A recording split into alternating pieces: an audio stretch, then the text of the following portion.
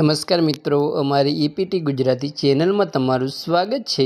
અત્યારે હાલની સૌથી મોટી અને દુઃખદ ખબર સામે આવી રહી છે।